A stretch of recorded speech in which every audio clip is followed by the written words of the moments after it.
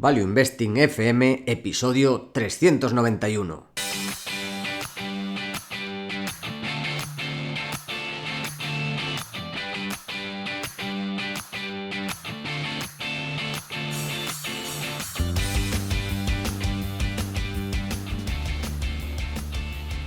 Hola, soy Paco Lodeiro. Bienvenido a Value Investing FM, el podcast semanal en el que te ayudaremos a sacarle partido a ese dinero que tanto cuesta ganar y ahorrar. ¿Cómo? A través del método de inversión más seguro, sensato y rentable, el Value Investing. Te recuerdo que si quieres sacar partido a tus ahorros y no sabes cómo empezar, tienes a tu disposición mi curso gratuito de Introducción a la Inversión en Bolsa en academiadeinversión.com. Y yo soy Adrián Godás, colaborador de Academia de Inversión y Battery Metals consultante en Fast Markets. Y volvemos una semana más con otra maravillosa entrevista. Pero, como siempre, antes, el warning, que ya nos habíamos calentado la semana pasada.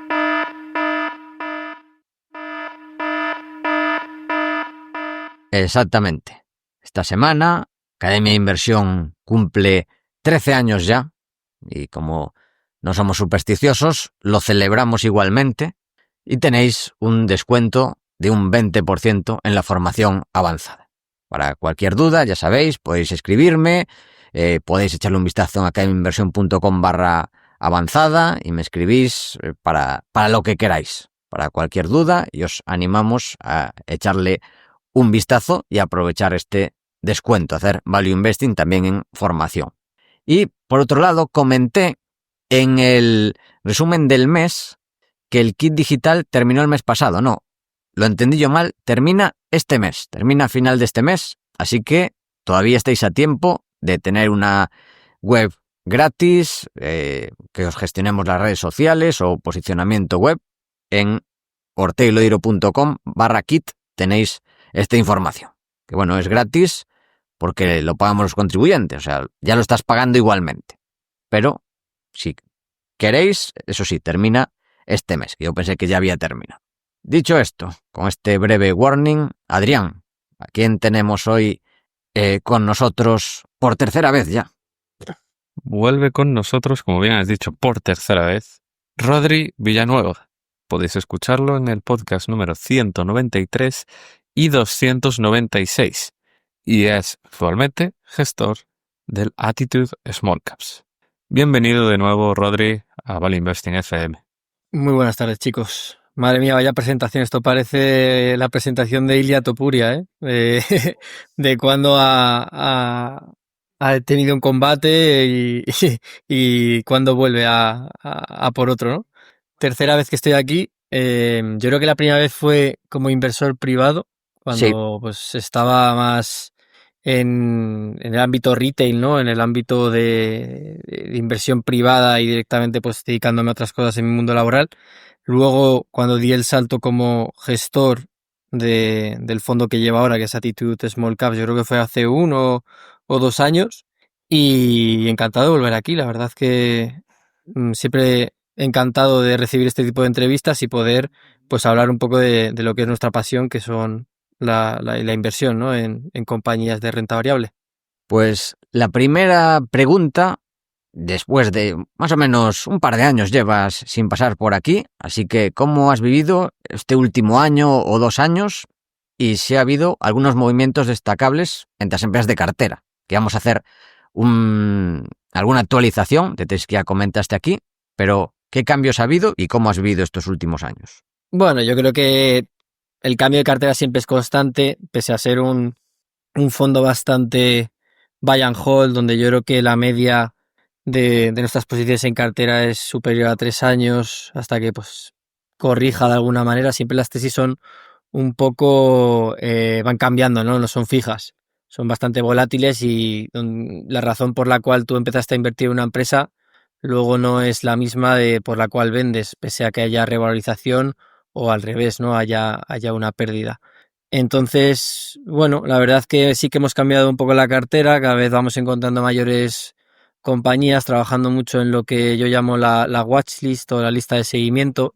Cuando yo empecé en el fondo, pues seguramente tenía 30 a 40 empresas invertibles en el mundo de las small caps que yo creo que tenían un potencial de revalorización razonable, ¿no? y según pues van pasando los años, le vas dedicando más horas, encima es tu oficio, ¿no? El hecho de ver empresas small caps, pues hace que igual tu lista de seguimiento pase de 30 a 40 a prácticamente 100, ¿no? Y eso te da mucha versatilidad de al final decir, oye, pues invierto en esta empresa o desinvierto en esta porque tengo una alternativa mejor, ¿no? Que al final es como funciona la inversión, al menos con mi filosofía. Y bueno, como he visto estos últimos años el mercado, cómo ha ido evolucionando, pues bueno, yo creo que seguimos en una situación bastante parecida a cuando empecé el fondo hace 2 años y medio, donde pues las small caps no son el activo de moda, no es la estrategia de moda. Todos somos conscientes de los altos rendimientos que ha habido en todos los índices de big caps y especialmente seguramente más concentrado en la parte tecnológica. Y sin embargo, pues esa estrategia, ¿no? de invertir en pequeñas compañías no seguidas por el mercado y tampoco a veces seguidas por la gestión pasiva, pues hace que no tengas esos vientos de cola, al menos en el corto plazo, en nuestro tipo de inversión. Pese a ello, creo que en 2 años y medio hemos conseguido más de un 30% de rentabilidad, que supone un 10,5, algo más creo, últimamente con las últimas subidas, de rentabilidad anualizada. Yo cuando creé el fondo dije desde un principio que mi rentabilidad esperada o exigida para el fondo y para empezar a estar contento sería del 9% y bueno, pues por ahora lo vamos cumpliendo, no tanto por la parte de re-rating que pueda haber en los múltiplos de tus empresas, sino básicamente se ha conseguido esa rentabilidad en base a los beneficios que han conseguido las empresas en estos 2 últimos años, 2 años y medio. Mm, ¿Cómo se puede devolver ese beneficio? Pues se puede devolver a base de crecimiento orgánico o inorgánico, a base de dividendo o a base de recompra de acciones, ¿no? Y básicamente, pues eso es lo que nos ha dado la rentabilidad del fondo desde inicio. Los mercados ahora mismo, pues bueno, creo que es muy difícil creo que es un poco osado siempre decir, ¿no? Que un mercado está caldente o existe una burbuja, pero yo a mí me gustaría igual dejar claro al oyente que vivimos en unos mercados un poco convulsos. Eh, Creo que hay una parte del mercado donde hay unas expectativas muy altas, en las cuales seguramente yo pueda estar en parte de desacuerdo. Estoy hablando de Norteamérica y seguramente pues de las empresas tecnológicas, de las empresas pues de computación cuántica y de inteligencia artificial, donde seguramente yo sea muy optimista con el tipo de la tecnología, pero no tanto con los fundamentales de las empresas y eso, plasmar esa optimismo de la tecnología en una hoja empresarial, ¿no? En las empresas. Creo que existe un optimismo demasiado alto, muy en el corto plazo, que refleja unas valoraciones bastante altas en ese tipo de región y también en ese tipo de sector, ¿no? Y luego, por otro lado, vemos nichos de mercado, sectores, regiones, en las cuales pues es justo lo contrario. El flujo no para de salir. Podemos hablar de la región de Asia-Pacífico, todas las empresas que cotizan en Hong Kong, en China, en Vietnam, en Camboya. Y luego, pues, en Europa, ¿no? Hay muchos países, como yo creo que Paco bien conoce, como puede ser Polonia, donde, donde hay muchas oportunidades y seguramente el mercado no lo esté viendo. También puedo hablar de Italia, donde yo creo que el mundo de las small caps y si nos vamos un poco más de capilaridad, vamos a lo que son las microcaps, pues existe una oportunidad, al menos que yo creo que es bastante singular y que no lo había visto en los últimos años. De hecho, si nos vamos al potencial del fondo, actualmente te diría que pese al 30% de rentabilidad conseguida, estamos con un potencial mayor que al inicio. Y yo aquí no me hago trampas al solitario, intento ser siempre, yo siempre lo digo, al hacer una valoración intento ser como Kimi Raikkonen, más frío que ninguno, y en el momento que haya que vender se vende y en el momento que haya que ampliar, siempre y cuando no haya cambiado la tesis de inversión y, y, y el modelo, pues ampliamos, ¿no? y actualmente pues vemos más oportunidades que cuando inicié el fondo en febrero de 2023. ¿Y algún movimiento destacable de empresas de estos últimos años? ¿Algunas empresas que hayan entrado con fuerza o hayan salido con fuerza? Bueno, al final ha cambiado mucho. El fondo de inversión es un ente que se va moldando a las circunstancias del mercado. Creo que lo hemos hecho especialmente bien en las empresas mid cap y big caps del fondo. Aunque seamos un fondo small cap, intento dejar una parte de la cartera en empresas un poco más líquidas, que suelen ser las mid y las big, porque eso da bastante liquidez al fondo de cara a si un accionista siempre, en cualquier caso que quieras salir, pues poder darle una liquidez rápida y sin problemas, ¿no? Nosotros, lo bueno que tenemos los fondos de inversión, que muchas veces la gente, bueno, pues yo creo que no tiene una buena opinión sobre ellos, es que comparado con otro tipo de inversiones, damos liquidez diaria, cosa que en muchos otros vehículos de inversión, pues no. Y eso pues hace que tengamos que amoldar un poco la estrategia, entonces invertimos un poco en mid y big caps. Y resulta que la mayoría de mid y big caps, si no te digo todas, menos una que me viene a la cabeza, han ido especialmente bien. Estoy hablando de Vistra, una empresa de energía en Estados Unidos, donde llegó a ser el 9% de la cartera y bueno, pues nosotros vendimos, pero ha hecho, pues no sé si un por 8, un por 9 en los últimos 2 años y medio. Nosotros claramente no hemos tenido toda su vida, pero bueno, algo nos ha favorecido a la rentabilidad.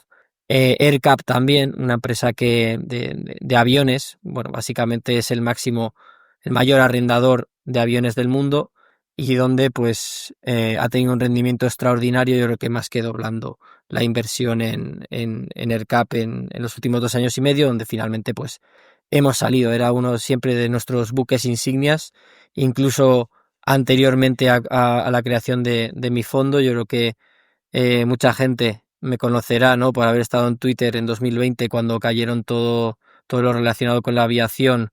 Pues allí estuve yo intentando analizar pues las típicas AirCap, Airlease, etcétera, y donde yo creo que se ha hecho una muy buena rentabilidad.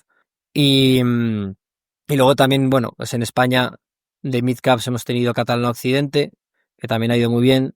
Mm, Desafortunadamente, pues la familia ha opado la empresa a un precio, la verdad, que bastante irrisorio, poco podemos hacer y bueno, pues al final decidimos vender, ¿no? Y la única midcap que nos ha ido un poco más regulinchi, por así decirlo, pese a que da un dividendo bastante interesante, es Veralia, ¿no? Donde yo creo que empezamos a comprar en el rango de 30 a 32, pese a que dio un dividendo bastante interesante en 2024, si mal no recuerdo, pues ahora mismo está a 23 euros y es una de nuestras mayores posiciones en la actualidad. Y esa es la única midcap que tenemos actualmente. Y luego en tema de small caps, pues bueno, Toya sigue siendo la primera posición, que empezó siendo junto con Vistra y actualmente pues sigue siendo la primera posición pese a haber tenido un rendimiento del 60%. Otra que hemos añadido en cartera en los últimos 2 años y medio, que no estaba al principio, se llama Sun Kai, que es un holding financiero que cotiza en Hong Kong, donde nos parece una tesis de inversión muy interesante. ¿Y qué más tengo por ahí? Pues el resto de la cartera es muy parecida a cuando empecé. Lo que pasa es que, bueno, en la mayoría de small caps y micro caps, pues digamos que no han tenido el mismo rendimiento que todas las que os estoy contando, que la verdad que lo han hecho muy bien. Estoy hablando pues de Agisen, por ejemplo, de Dash Group, que la presenté en el evento de Value Investing FM, que aunque han tenido un rendimiento bueno, pues bueno, no han acabado de dar todo el potencial que yo creo que tienen. Y luego, pues alguna nueva empresa siempre encontramos en Asia. En este último trimestre, pues hemos invertido en una empresa que se llama Mingfai, que es básicamente una empresa que produce todos los productos de único uso, por así decirlo, en los hoteles y en las aerolíneas. Estoy hablando por las típicas bolsitas con los geles, los champús, la pasta de dientes, el antifaz. Bueno, pues todo eso lo hace Mingfai a través de una factoría que tienen en China y otra que tienen en Camboya y venden pues a todo el mundo, ¿no? Y el resto de la cartera, pues yo creo que más o menos se ha quedado bastante estabilizada. Intentamos no rotar demasiado, siempre encontramos oportunidades, pero nuestra filosofía es un poco buy and hold, porque al final, si yo tengo que dedicar 200 horas a una empresa para conocerla bien y luego, si sube un 10% la vendo, pues vaya asunto, ¿no? Entonces intentamos un poco, como también pasa en el mundo financiero, depreciar y amortizar un poco las horas que le dedicamos a las compañías e intentar pues no rotar demasiado, ¿no? Aunque bueno, siempre intentamos buscar la mejor opción, pero siendo conscientes de que no es algo que la rotación excesiva nos guste ni nos convenza. Te iba a preguntar cómo ves la situación actual, pero bueno, ya yo creo que ya has adelantado ya bastante.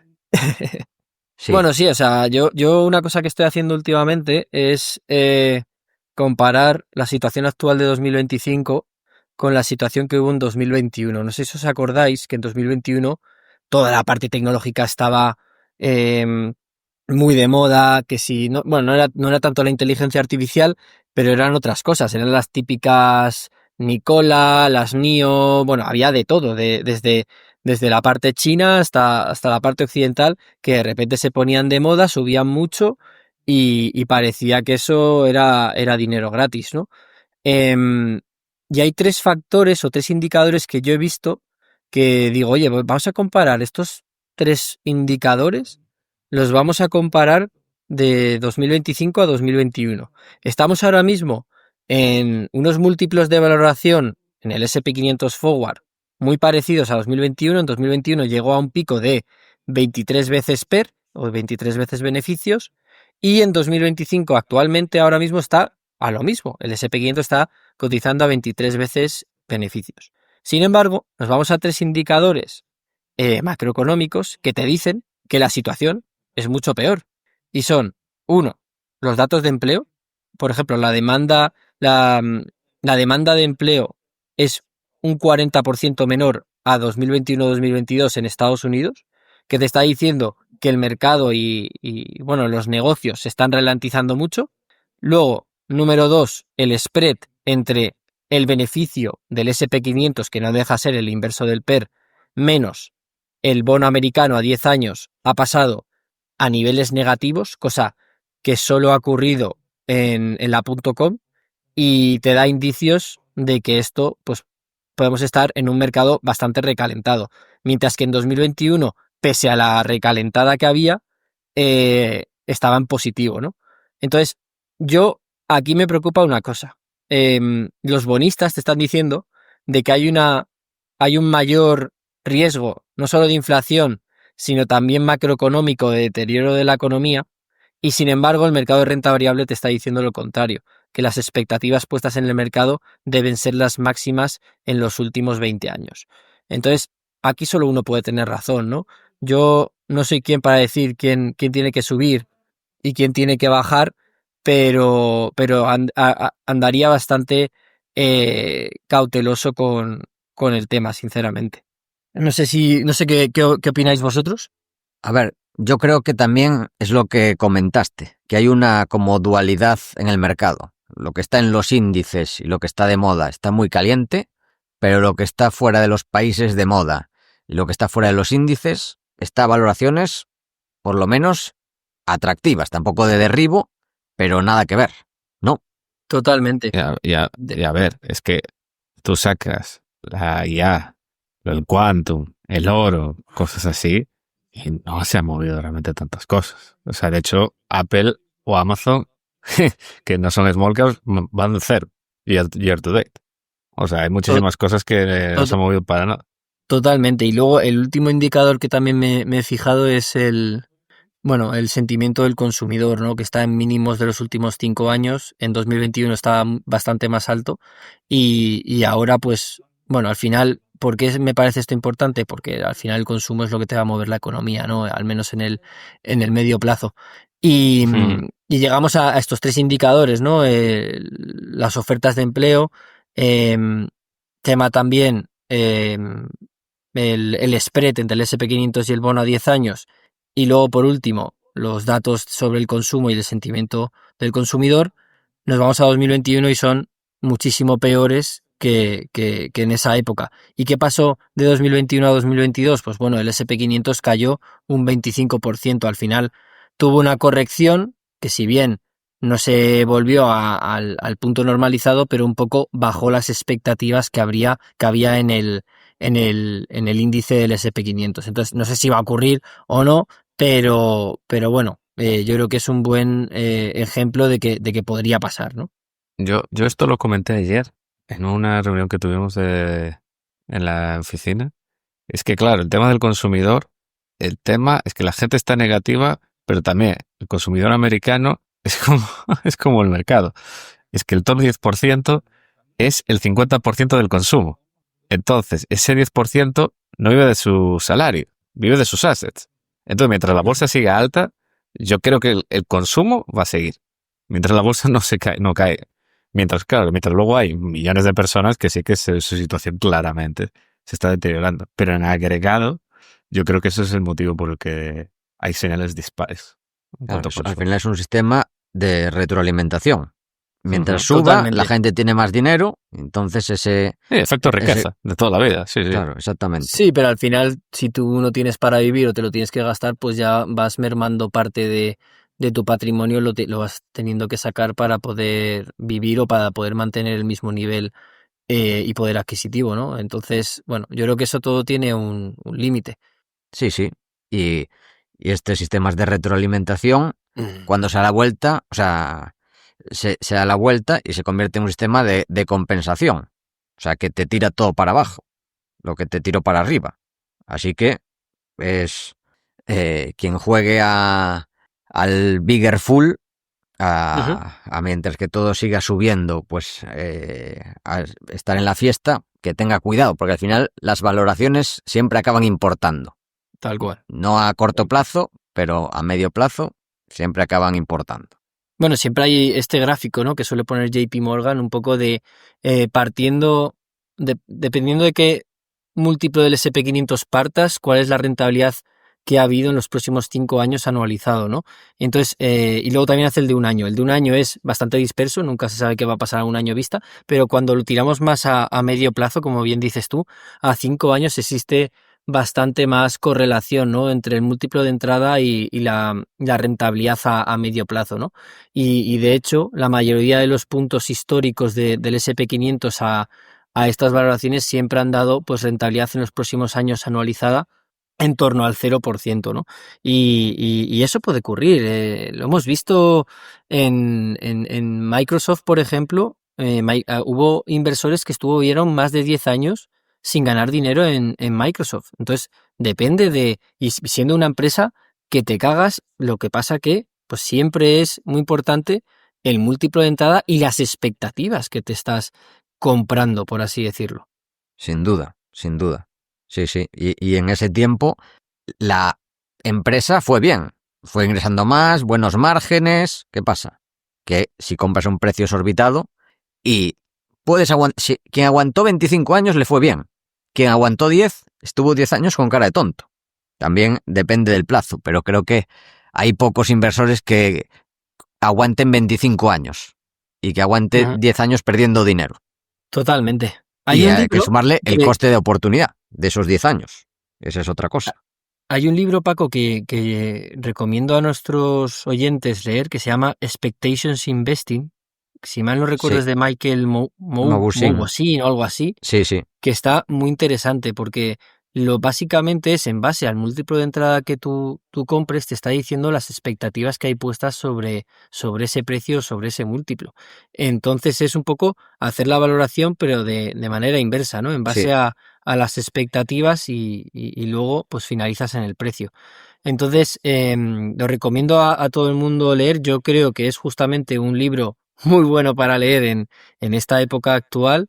Y, y bueno, yo lo que resumiría un poco, ¿no? En esta conversación es que no todo sube eternamente y que todo tiene un límite y que al final pues es muy importante el múltiplo de entrada. Yo con mi fondo de inversión la verdad que estoy bastante tranquilo pese al boom en inversión que está habiendo últimamente porque bueno, tenemos empresas muy buenas a unos múltiplos bastante razonables. Creo que la media de la cartera está entre 7-8 veces beneficios, sin utilizar apenas deuda y en sectores bastante defensivos. Entonces, bueno, la verdad que no tengo máxima preocupación con lo que está pasando en los mercados. Y es lo que hemos hablado hace un momento. Hay una divergencia entre una parte del mercado y otra, pues que al final va a tener que normalizarse, ¿no?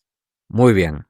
Pues después de esta reflexión, con la que estoy muy de acuerdo, pasamos a tesis de inversión y empezamos por algunas que ya comentaste en su día, en estos podcasts en los que estuviste, en el 193 y 296. Y la primera, que si no me equivoco es tu principal posición y están entre tus principales posiciones desde que abrió el fondo, que es Toya. Nos vamos a Polonia. Vamos a estar en 5 países diferentes. Empezamos por Polonia. Bueno, pues justamente es una muy buena pregunta y una muy buena empresa de la que hablar, porque justamente hoy ha salido pues el sell side polaco, un sell side polaco que sigue a la compañía y le ha subido el precio objetivo a 14 o a 15 PLNs. Actualmente está cotizando a 10,5 y aún así 14-15 PLNs pues es un precio bastante barato en mi opinión. ¿Qué hace Toya? Si queréis un poco la puedo introducir de nuevo brevemente y luego podemos hacer una Venga. actualización, ¿vale? Sí. Toya es una empresa que tiene diferentes marcas de herramientas. Las herramientas suelen ser, hay de varios tipos, pero vamos a intentar simplificarlo y vamos a decir que hay de 2 tipos. Herramientas no profesionales, que son todas las que tenéis en casa, donde tienen pues unas horas de uso bastante limitadas. ¿Eso qué significa? Pues más o menos que la calidad de ese tipo de herramientas no es demasiado alta, ¿no? Sirve pues para un apaño, pero no sirve para el día a día en el uso de herramientas. Y luego están las herramientas profesionales, en las cuales pues pagas algo más, ¿no? en precio, pero tienes una herramienta de mucho más calidad y de muchas más horas de uso. ¿A qué se dedica Toya? Toya tiene un poco toda la amalgama, pero su marca más importante se llama Yato, que es un poco el inverso de Toya, y supone la mayoría de las ventas de la empresa. Y justamente es una marca que se dedica a la parte de herramientas profesionales.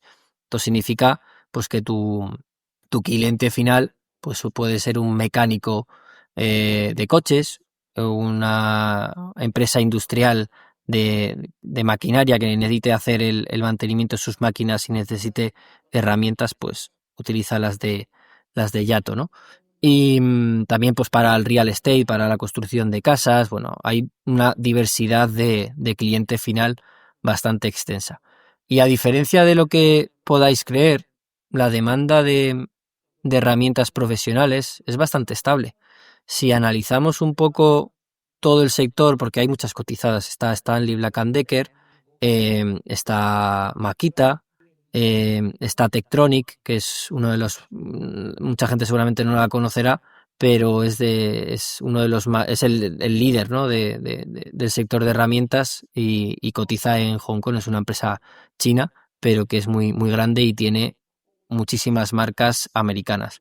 Y si te vas a los números de 2008, pues te das cuenta que igual la demanda de herramientas de sobre pico pues cayó entre un 10 y un 15%, en algunas hasta un 20%.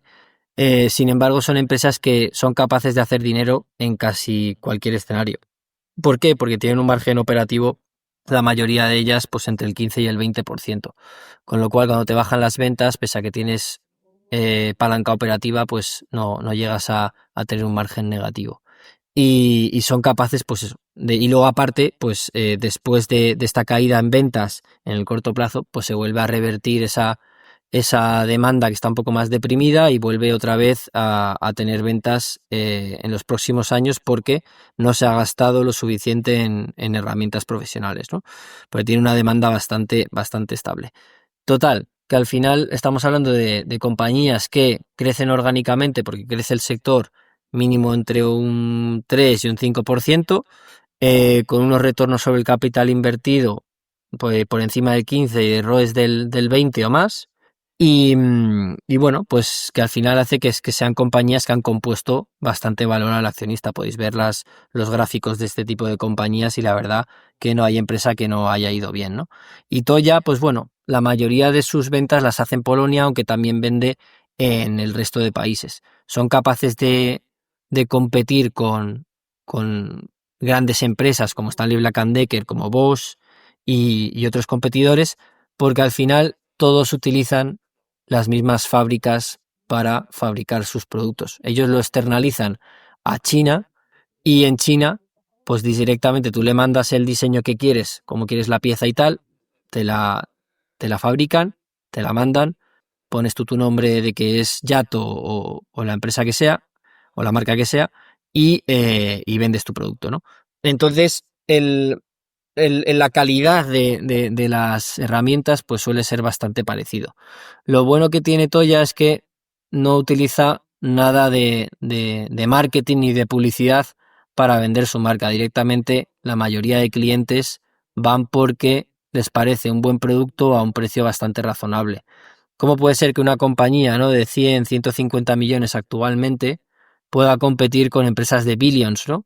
Pues básicamente por eso, porque venden a un precio bastante menor que la competencia, porque no gastan en publicidad ni en marketing, y la gente vuelve básicamente por la calidad, ¿no?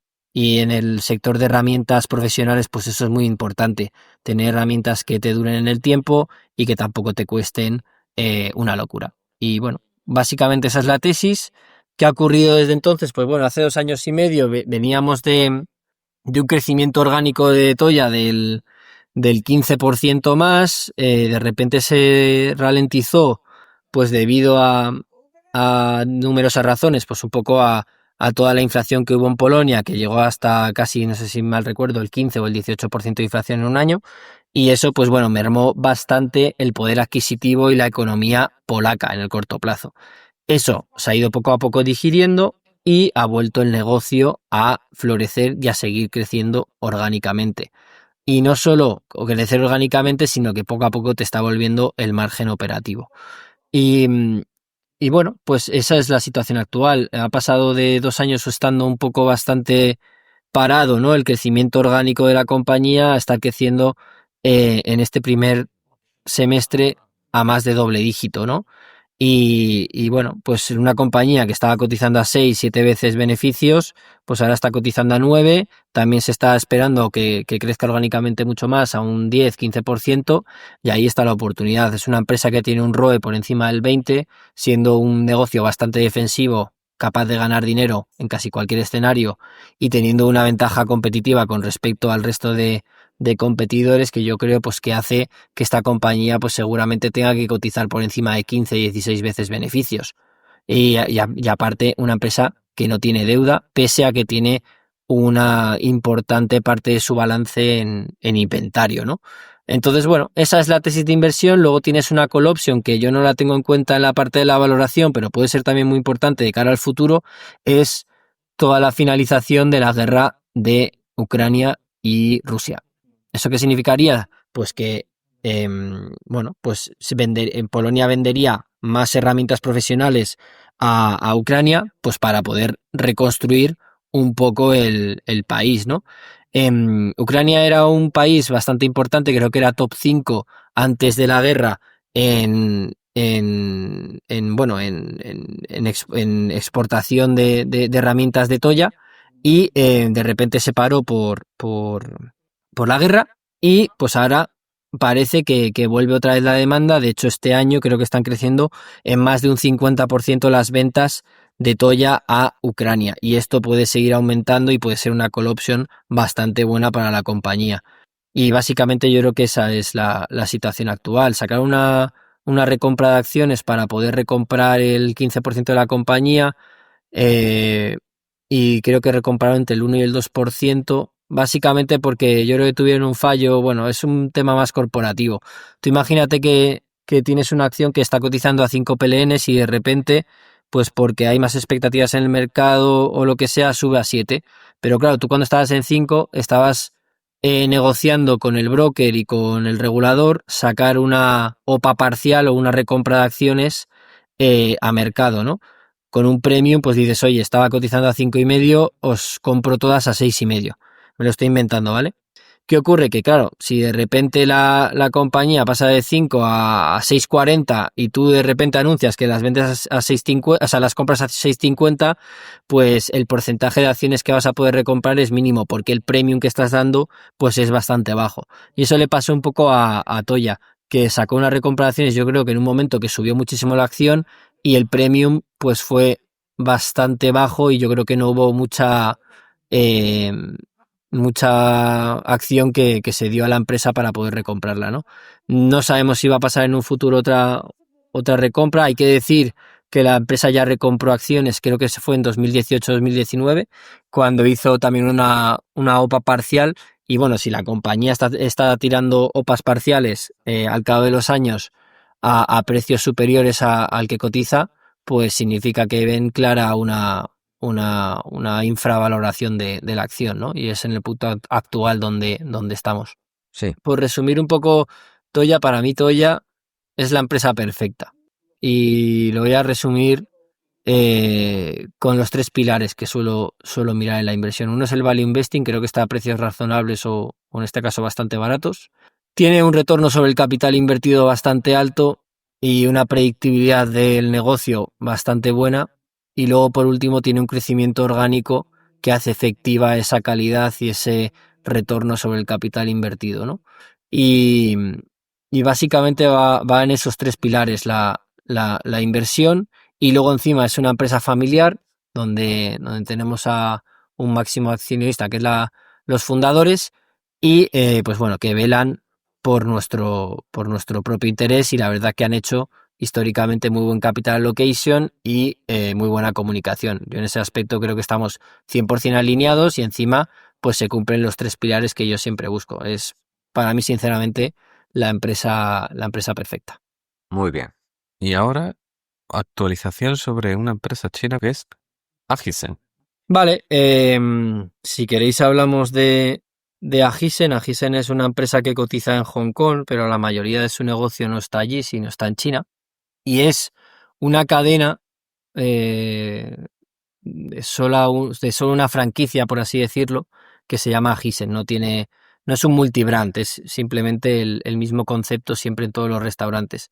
Y es un restaurante pues de comida más o menos rápida, te puedes sentar, pero que su mayor o su plato principal pues son los noodles, ¿no? Que es una comida japonesa. Y toda la comida japonesa que va dentro de este tipo de comida rápida. ¿Qué ha ocurrido? Pues bueno, es una empresa que en términos de suma de partes está muy barata, no se ha comportado del todo bien en estos 2 últimos años y medio, pese a cada unos buenos dividendos por el camino. Eso es lo que nos hace... Una pregunta, Dime. ¿de qué partes sumas? ¿Qué partes tiene el negocio? Porque en principio Voy. parece un Ahora, negocio. Vale. sí, ahora voy con eso, Paco, no te preocupes. Venga. Entonces, bueno, estos 2 últimos años no ha tenido un performance demasiado bueno. De hecho, han tirado muchas small caps en Hong Kong. Sin embargo, Agisen se ha quedado bastante por detrás. Siempre ha sido una de nuestras mayores posiciones y seguimos teniendo bastante fe en ellos, ¿no? Y básicamente, pues estos tienen como 650 restaurantes, en la mayoría en China y unos pocos en Hong Kong. ¿Y qué ha ocurrido? Pues bueno, dado al bajón del consumo, ¿no? en China, creo que todo el mundo que invierte en China habla sobre el gran ahorro de las familias que están ahorrando muchísima parte de su salario y no lo están gastando en los últimos 2-3 años, y eso está mermando pues el consumo y las ventas en restauración, ¿no? Yo creo que no hay ninguna empresa de restauración o muy pocas empresas de restauración en China que lo esté haciendo decente. Y bueno, pues mi tesis siempre ha sido en los últimos 2 años y medio que esto se va a revertir. Creía que igual seguramente iba a ser más rápido de lo que está siendo, pero una cosa que me está llamando mucho la atención es que desde hace un año la compañía en vez de cerrar restaurantes y centrarse en las zonas donde más dinero están haciendo, está empezando a volver a abrir restaurantes, ¿no? Y esto es muy buena noticia porque aunque el negocio parece que por margen operativo no está del todo remontando, la empresa cree que el sector va a normalizarse, ¿no? Y normalizarse de manera positiva para los fundamentales de la empresa. La compañía, no sé si más o menos cotiza 1.000 millones de Hong Kong dólares, pues nosotros solo el negocio de restauración creemos que vale mínimo la cotización actual de la empresa. Luego por el camino es una empresa que tiene inversiones, ya sea en real estate, en oficinas, en parques industriales, residencial no tanto, y esa parte del negocio junto con alguna compañía que han comprado de joint venture y de private equity vale pues otros, no sé cuánto era más o menos, casi 1.000 millones también. Entonces ya bueno, te vas a que básicamente la empresa vale seguramente el doble, ¿no? Y luego por último, ellos salieron a bolsa hace muchos años, hace en 2000, no sé si en 2010 o en 2012 por ahí, salieron a bolsa y levantaron otros 1.000 millones de capital, porque querían comprar otra marca japonesa para tener un poco de diversificación en China y en otros países, pero es algo que estuvieron en negociaciones desde hace 10 años y nunca han conseguido comprar nada porque veían que las valoraciones estaban demasiado altas a los fundamentales. Y llevan en el balance como 1,5 billones, es decir, 1.500 millones en caja, sin prácticamente utilizar en los últimos años. Y lo que ha estado haciendo la compañía, pues mira, eso le ha permitido dar dividendos bastante jugosos durante el COVID, cuando su negocio estaba cerrado, eran capaces de devolver dinero accionista en base al dividendo. Entonces, bueno, nos estamos con una compañía que si haces una suma de partes así bastante a ojímetro, pues puede valer 3,5 billones, es decir, 3.500 millones, cuando la empresa cotiza 1.000 millones, ¿no? Y bueno, no sabemos cuándo se va a cerrar ese gap, ¿no? Entre la suma de partes y el valor actual de la empresa, pero nosotros estamos cómodos sabiendo, uno, que la empresa sabe perfectamente qué tiene que hacer, sabe que está el sector jodido en el corto plazo y está buscando oportunidades para volver a reabrir restaurantes y crecer orgánicamente, y luego también dan un dividendo bastante interesante, donde hemos llegado a invertir en la compañía a un dividend yield, a una rentabilidad por dividendo del 10%, ¿no? Entonces, si la compañía te está dando casi un 10% de rentabilidad sobre el dividendo cada año, pues digamos que esa paciencia que tienes que tener en este tipo de compañías te es más liviana, ¿no? Y básicamente esa es la tesis. Ha cambiado muy poco. Yo creo que en mi análisis podría decir que he estado demasiado optimista con la vuelta del consumo en China, pero es algo que cada vez vemos más síntomas positivos y que creemos que tarde o temprano pues volverá ese negocio y esa rentabilidad sobre el negocio, y pues que eso al final se refleje en la acción. Como podéis ver, ¿no? Este es la típica inversión value. Creemos que podemos llegar a ese 9% de rentabilidad que tiene de objetivo el fondo y sin asumir unos riesgos demasiado altos en cuanto a la inversión y en cuanto a nuestras perspectivas sobre el negocio, ¿no? Y eso es un poco lo que yo creo que hacemos dentro de Actitude Small Caps, donde intentamos llegar a ese 9% de rentabilidad anualizada a largo plazo sin tener que asumir unos riesgos demasiado altos, ¿no? Muy bien. ¿Y ahora qué rentabilidad por dividendo da ahora aproximadamente, después de la subida? Pues bueno, no sé si tiene que estar entre 6, 7, 8%, depende un poco de cada año, ¿no? Cada año van modificando un poco el dividendo, pero yo creo que este año, si volvemos a esa recuperación en la segunda parte del año, donde parece que puede haber algún síntoma de mejora, pues igual la compañía es capaz de darte un dividendo extraordinario, cosa que ha hecho en en anteriores ocasiones, ¿no? Entonces, yo creo que de recurrente mínimo un 6-7% te puede dar este año, más luego alguna sorpresa que pueda haber por el camino. Y hay que recordar para inversores particulares que en Hong Kong no hay impuesto para los dividendos, o sea que no hay doble retención porque ahí los impuestos se pagan por dividendo es cero, si no me equivoco. Bueno, eso depende, ¿eh? Eso, Sí. Paco, es parcialmente cierto. Tenéis que ver no sé si es el leasing de cada compañía. Hay algunas compañías que están en Caimán o en otros países fuera de Hong Kong, no directamente en Hong Kong, donde sí te retienen. Eso Vale, hay que mirarlo bien. claro. Siempre y cuando la compañía sea 100%, es que no sé si se llama leasing. El leasing sé que es los fondos de inversión, pero no sé cómo se llama el de las acciones. Pues el código, si empieza por, creo que se llama KWC, que creo que es la de Caimán, esa, por ejemplo, sí que te hacen retención, pero si empieza por HK, no te hacen retención. Entonces, tienes que ir una por una sabiendo si te retienen o no. Hay algunas que hasta te retienen el 20, o sea, te retienen lo mismo que en Europa, así que hay que echarle un ojo a eso. Claro, aquí la clave es que sea no cotizada en Hong Kong, sino Que que el sea país cotizada en Hong sea, Kong. O sea, no, que sea que la cotizada da sede igual. sea en Hong Kong. Esa es Exacto, la clave. Bueno, eso al exacto. final como en todas las empresas, no importa dónde coticen, sino dónde tengan la sede. Al final los impuestos y todo esto de retención depende de la sede, ¿no? Exacto, exacto. De hecho, Muy estoy bien, intentando mirártelo, pero buena matización. no lo encuentro. Mira, justo, mira, es el ISIN de Agisen, empieza con KYG y eso significa que no está dentro de Hong Kong, es decir, que tributas fuera. Y ahí sí que hay retención. Sin embargo, hay otras empresas, si mal no recuerdo, es Persix Systems, que en su día la tenía yo como inversor privado y la tenemos todavía en el fondo, aunque una participación bastante minoritaria. Esa sí que es de Hong Kong y esa sí que no te la retienen. Pero bueno, hay que ir una por una. La verdad que hay que mirarlo y ver porque a veces sí que te retienen y a veces no.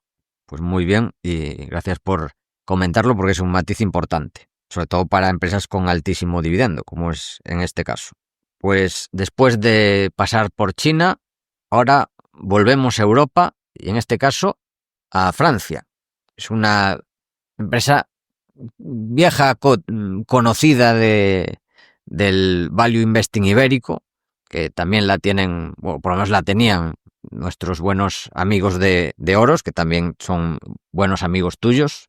¿Cómo ha evolucionado la tesis? Porque recuerdo que en Oros la llevaban desde hace bastantes años. Bueno, no, creo que no has dicho el nombre.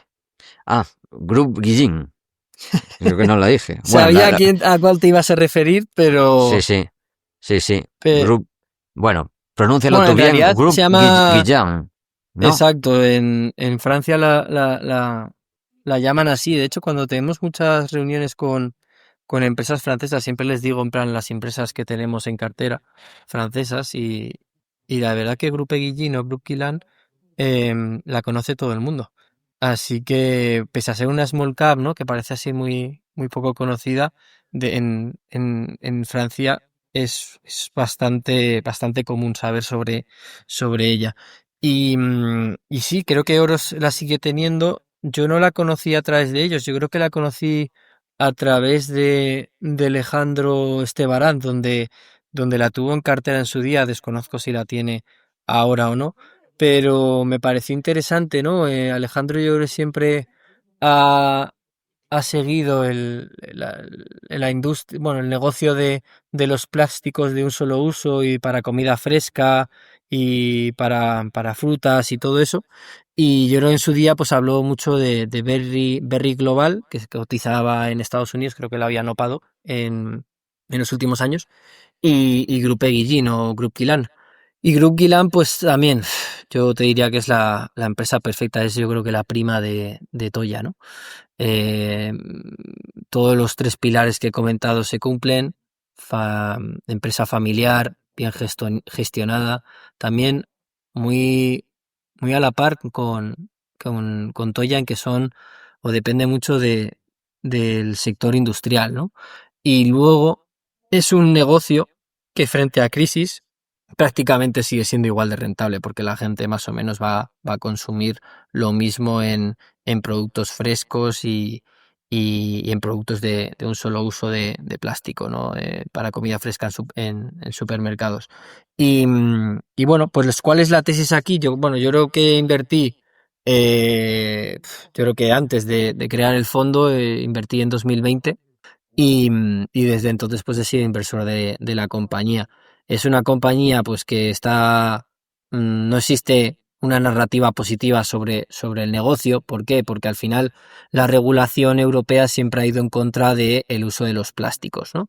Y, y la regulación pues ha ido poco a poco creando un marco que seguramente no favorezca mucho al negocio de Grupo Guillín, pero el problema que ha habido es que el material usado para comida fresca tiene que ser el plástico. No puede ser el cartón, se han hecho muchas pruebas, pero la química es la química y no la puedes cambiar, ¿no? Entonces, donde parecía, ¿no? En 2018, 2019, que iba a haber una regulación muy fuerte en este tipo de negocio, pues al final no ha ocurrido, ¿no?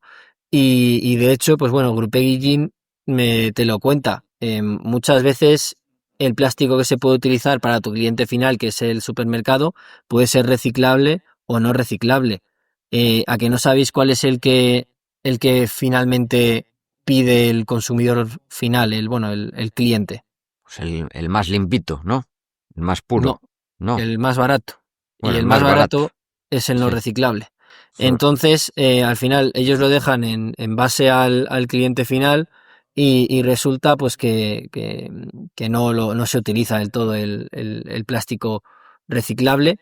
Y bueno, pues yo creo que tarde o temprano la regulación obligará a que se utilice plástico reciclable sí o sí y plástico más ecológico. Y lo único que va a ser es que en vez de 3 céntimos que valga ese, ese plástico para envolver la fruta o envolver tu ensalada, en vez de costar 3 céntimos, pues te costará 5 y el supermercado pues añadirá ese precio al valor final, ¿no? Y al final el que lo paga siempre es el consumidor. Y eso es donde yo creo que vamos. Pese a ello, la compañía ha ido diversificándose al cabo de los años con una estrategia clara de adquisición de empresas, donde ahora mismo, si mal no recuerdo, más del 30% de las ventas que tiene actualmente Grupo Guillín vienen por parte del cartón y no por parte del plástico. Es decir, están un poco diversificando el negocio y no depender solo de la parte de plásticos. Y bueno, yo creo que por un lado la narrativa de small caps en Francia, en Europa, no es buena, la narrativa de industrial tampoco es buena, la narrativa de la regulación en plásticos tampoco es buena y eso hace pues que esta empresa esté barata. Y aparte hay un problema, o yo creo que muchas veces no se valora bien lo que es una empresa industrial y sobre todo lo que es una empresa industrial cuando hay periodos de inflación, ¿vale? Tú puedes ver una empresa que crece en ventas y sin embargo orgánicamente no está creciendo. ¿Y por qué es la razón? Me preguntaréis, ¿no? Pues es que las ventas son P por Q. Tú puedes seguir vendiendo el mismo producto, pero más caro, porque hay inflación. Entonces, si la inflación de 2020 a 2025 ha sido en agregado un 30% y tus ventas han crecido un 30%, significa que tu crecimiento orgánico ha sido cero, ¿correcto? Sí. Pues, pues básicamente eso no está teniendo en cuenta el mercado, igual que tampoco lo tuvo en cuenta yo creo que en Toya, ¿no? En Toya vimos un año sobre otro que, que las ventas habían quedado estables y sin embargo no lo dan de datos ellos, pero estoy seguro que el Q te había caído más de un 10-15%. ¿Y por qué en ventas había quedado estable? Porque el precio, la inflación, como en ese año había sido el 18%, pues el precio, imagínate que subió un 10, un 15% y una cosa compensa la otra. Pero tú en realidad has decrecido orgánicamente un 15%. Y esto te pasa pues también en Grupo Guillín. En Grupo Guillín han subido bastante el precio de los plásticos, sin embargo, y el precio, bueno, pues también de las fábricas, de la luz, etcétera, de la energía, y eso ha hecho pues que yo creo que el Q, ¿no? El precio haya subido mucho, pero el volumen que tiene ahora mismo Grupo Guillín, pues seguramente sea menor o menos normalizado del que era anteriormente. Y luego también tiene un tema bastante importante. Esta compañía siempre ha trabajado con deuda, ¿no? Deuda para apalancar un poco el negocio. Y actualmente, pues es una compañía que seguramente, no sé si cotiza 400 o 500 millones, puede hacer una adquisición bastante fácil de 100, 150 millones sin despeinarse, ¿no? Entonces, bueno, ahora mismo prácticamente la empresa está casi en caja neta, cuando es una empresa industrial que con muy poco cíclica y que podría trabajar con deuda perfectamente. Entonces, esa es un poco también la opcionalidad que hay. Está ahora mismo, yo creo que a 8. Si normalizamos un poco los volúmenes y creemos que esos volúmenes van a volver tarde o temprano, pues estamos a 7, 8 veces beneficios, teniendo una empresa que fácilmente te puede crecer un 30% en ventas y en negocio mediante M&A, ¿no? Entonces ese 7, 8 veces pues puede bajar a 5 o 6 veces fácilmente de cara al futuro. No sabemos cuándo va a ocurrir, sabemos que históricamente lo han hecho en los últimos 20, 30 años y que seguramente pues lo vaya a hacer de cara al futuro. No sabemos cuándo, pero es una empresa que nos encanta, ¿no? Tiene un crecimiento por M&A orgánico, no tanto, orgánico tiene un 1 o 2% como mucho, da dividendo, gestionada familiarmente muy bien, la competencia en otros países tipo Bélgica, Reino Unido, te dicen los competidores que el player más eficiente y el mejor en el negocio es Grupo Guillín, con lo cual te estás comprando una compañía que ejecuta muy bien, que es familiar, que está a unos precios interesantes y que tienes una predictibilidad del negocio bastante alta. Entonces, para mí otra empresa perfecta y que la tenemos en cartera pues de cara al 4 o 5%. De hecho, yo creo que desde que creé el fondo ha subido, no sé cuánto habrá subido, pero un 20, un 30, un 40%. Y en tema de múltiplos, pues sigue igual la compañía, no ha cambiado nada, sigue igual o más barata que cuando empecé a invertir. Muy bien. No sé si quieres, Adrián, preguntar algo o nos vamos al país de tus antepasados. Al país de mis antepasados, así es. Sí, además es que el nombre además lo deja bastante claro. Distribuzione Elettrica Adriatica. Vale, Y ahora eso me es dices, no, está en Francia.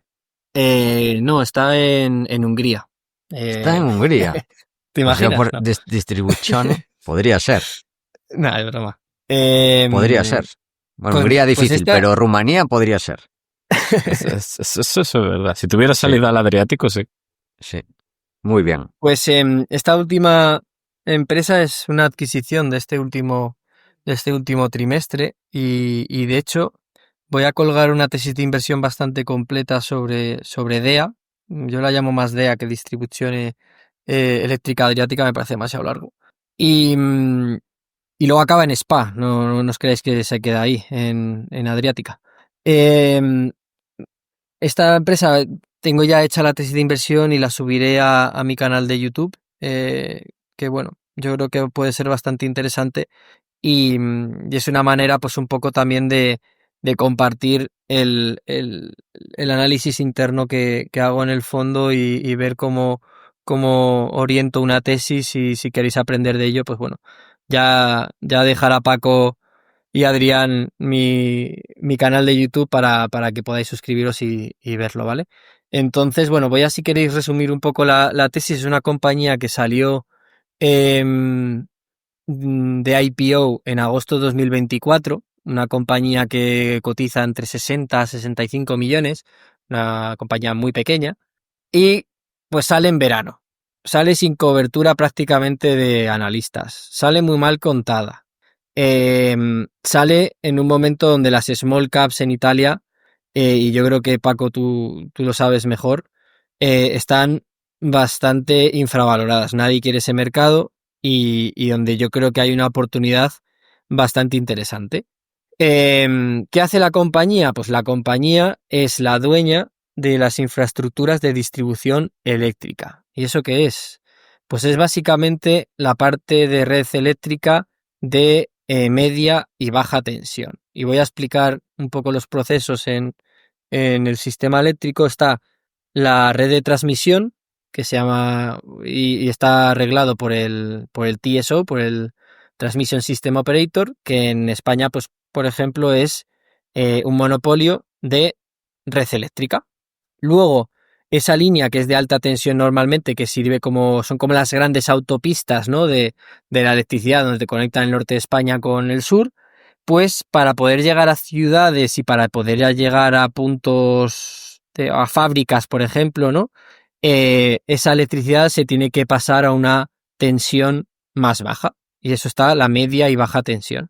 Entonces, la parte de distribución que se llama este tipo de red no es un monopolio, sino es un mercado más abierto, donde hay diferentes compañías que son los dueños de esa red y lo único que tienen que hacer es conectar la red de transmisión de red eléctrica con los hogares en España y en este caso pues es en Italia.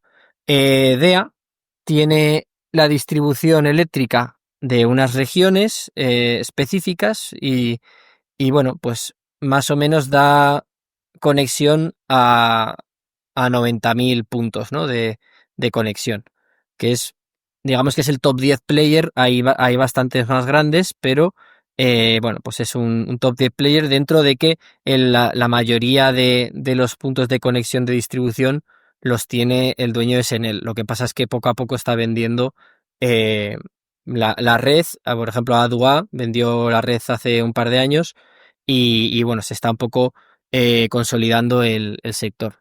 ¿Y qué ocurre con esta compañía? Pues bueno, esta compañía sale o está ahora mismo a 10, 11 veces beneficios, que dice Rodrigo, una compañía de infraestructuras a 10, 11 veces beneficios, no sé qué le estás viendo, porque a mí no me parece cero interesante y te lo llegaría a comprar, pero tiene una particularidad muy interesante. Estas empresas, podemos considerar la empresa de infraestructuras, normalmente llevan una palanca brutal. Es como si fuera real estate, es como si fuera invertir en inmobiliario. Si tú compras un hotel y de repente está per 10, per 11, con deuda dices que no está barato, pero sin deuda es el chollo de tu vida. Entonces, ¿qué ocurre? Que todos tus comparables, todas las empresas de infraestructuras de electricidad, que tenéis muchísimas cotizadas en Europa, están entre 2 y 7 veces EBITDA. Tienes los fondos de infraestructuras, que por ejemplo un fondo de infraestructura lo puede tener Bestinver, lo puede tener JP Morgan, Morgan Stanley, BlackRock, etcétera. Son fondos que solo se dedican a comprar infraestructuras, hacen también project finance y dan una rentabilidad a sus accionistas. Y a estos accionistas les dan entre un 6 y un 8% de rentabilidad neta, estando a 8 veces EBITDA apalancados, ¿vale? ¿Qué ocurre? Que esta compañía te está dando un 9% de rentabilidad, 10% de rentabilidad sin palanca alguna. Y te dice, yo es que he hablado ya un par de veces con ellos y de hecho en noviembre voy a ir a verles a Italia, te está diciendo que se quieren apalancar hasta 3,5 veces EBITDA.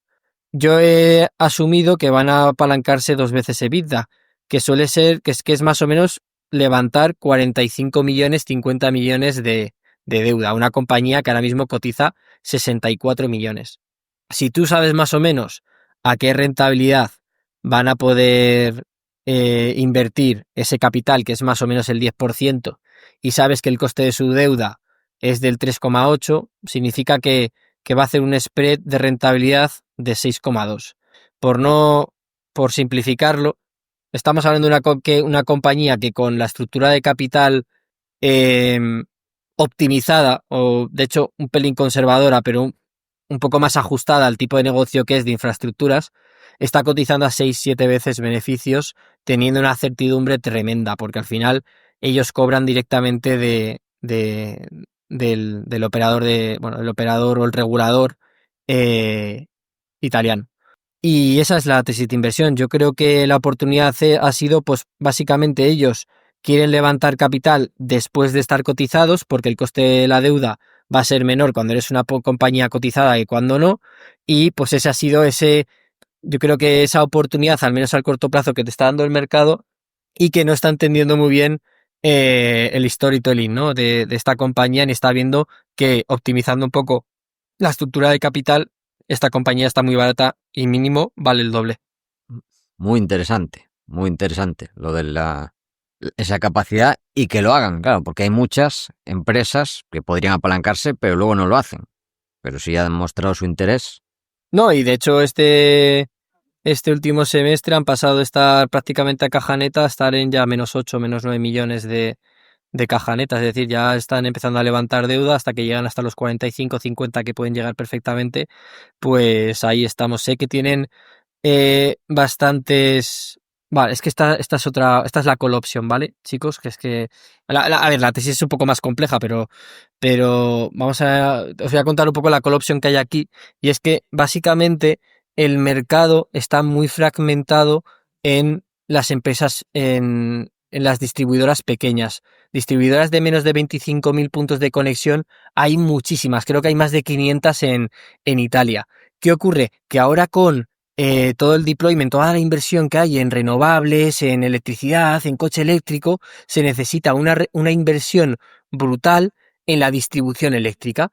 Y tú le vas a decir al menganito de turno que vive, yo que sé, en medio de Tomelloso de Italia, que es una empresa familiar, que tiene que invertir 1 millón o 2 millones de euros en la red de distribución, pues te va a decir, pues mira, no tengo la manera de poder hacerlo.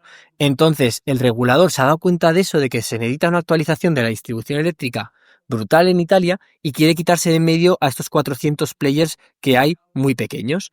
¿Y qué ha dicho? Ha dicho, oye, todo el mundo que haga M&A a empresas de menos de 25.000 puntos de conexión, el 20% de los costes operativos de esa adquisición los subsidiamos nosotros, los pagamos nosotros, el regulador te incentiva a que hagas ese money. ¿Y qué ocurre? Que le vas a decir al Enel de turno que que si quiere comprar pequeñas empresas de menos de 25.000 puntos de conexión, te va a decir, tío, si eso es el 0,000001 de mi negocio. Entonces, a Enel y a la gente que está arriba, a Dua, etcétera, no les interesa porque es una parte del mercado que está muy fragmentado, pero que es una mínima parte de la empresa que adquiere, ¿no? Sin embargo, para DEA, el hecho de hacer una adquisición, pongamos, de 20.000 puntos de conexión, sabiendo que DEA tiene 90.000 puntos de conexión, pues significa un crecimiento del 20%, 25% en simplemente una adquisición. Y encima, sabes que el regulador y el Estado te va a pagar el 20% de los costes operativos, te los va a subsidiar, con lo cual es una inversión muy, muy buena para DEA y es donde yo creo que DEA puede generar un valor extra y puede empezar a hacer M&A y pues generar mucho valor al accionista, ¿no? Y es yo creo que un poco la oportunidad que está viendo. El regulador quiere que estas empresas que son más medianas, tipo DEA, y que encima tienen un pulmón muy bueno financiero para poder levantar capital, empiecen a adquirir este tipo de empresas y se hagan más grandes. Yo creo que DEA, cuando llega a 400.000 puntos de conexión o 500.000, que yo creo que puede ser bastante fácil de hacer en los siguientes 5 años, 6 años, la va a adquirir otra más grande, ¿sabes? Y entonces esa es yo creo que un poco la oportunidad que hay actual. ¿Y esto te lo comentaron el equipo gestor? ¿Lo vas a hablar con ellos? Nada, esto ya lo he hablado con ellos bastantes veces, creo que he quedado con ellos ya 3 veces, creo. Vinieron también a Madrid, que estuve con ellos, y en noviembre, primera semana o segunda semana de noviembre, voy allí a Italia a verles, a que me enseñen un poco más el negocio de primera mano, y de hecho también voy a grabar un vídeo para mi canal de YouTube donde voy a hablar un poco de qué les voy a preguntar y luego el después, ¿no? Lo que me han respondido y un poco ver qué es lo que suele haber en este tipo de viajes. Muy bien. Muy interesante la tesis y ese capital, o sea, es que al final muy fácil de desplegar. O sea, sabes de dónde puedes sacar el dinero sin problema. No es una tesis de dar 1000 vueltas. Exacto. Muy bien. Pues para terminar, volvemos a España con una empresa que yo no conocía, la verdad. Es una Socimi, que en España hay muchas muy desconocidas, pequeñas, por estos incentivos fiscales de sacarlas a cotizar, y es Millennium Hotels Real Estate Socimi, que yo, insisto, no la conocía, y tienes una posición pequeña, si no me equivoco, pero aún así me parecía interesante comentarla. A ver, esta es una posición bastante pequeña, es una empresa que tiene muy poca liquidez, de hecho está en un mercado en España bastante peculiar, donde hay 2 subastas al día y bueno, es un Cristo de la hostia, por así decirlo. Entonces, bueno, aquí la oportunidad vino a raíz de una serie de eventos, ¿vale? ¿Qué es Millennium, vale? Millennium Socimi es una Socimi que es dueña de hoteles de lujo en España, ¿vale? Estamos hablando de que, pues bueno, tienen San Sebastián, en Bilbao, en Madrid, bueno, en una serie de lugares, ¿no? Y salió a bolsa, pues básicamente para desarrollar todo este nuevo concepto, ¿no?, que está habiendo sobre el lujo en España y remodelar hoteles y darles esa versión lujo en lugares pues donde no haya ese concepto todavía. Y bueno, pues eso les ha favorecido mucho en los últimos años. En los que viváis en Madrid, yo creo que lo sabréis de primera mano, ¿no?, de que esa parte del sector hotelero de lujo se ha desarrollado mucho. Entre ellos, pues bueno, ha venido el Four Seasons a Madrid, algo que pues, hace 10 años pues era impensable y es algo que está ocurriendo en muchos puntos de España, ¿no? Y bueno, pues esta compañía, todo en orden, todo bien, hasta que, pues bueno, digamos que acusaron al equipo directivo de la compañía de unas prácticas un poco ilegales a la hora de la compra de unos terrenos, ¿no? No quiero entrar un poco ahí porque yo creo que es más secundario, pero bueno, básicamente intentaban un poco inflar el precio para que luego Millennium comprara unos terrenos y bueno, pues sacarse una comisión o un dinero extra. Bueno, pues al que dirigía la empresa le pillaron, ¿no? Y estuvieron en juicio y de hecho, pues al final devolvió todo el dinero que había ganado, ¿no? Bajo esas operaciones. Y ahí, pues, como podéis imaginar, la empresa se desplomó, ¿no? Y de repente, pues dijeron, ¿quién ponemos de equipo directivo, no? Y llegaron a una gestora, una gestora de hoteles llamado Sancus Capital, ¿no?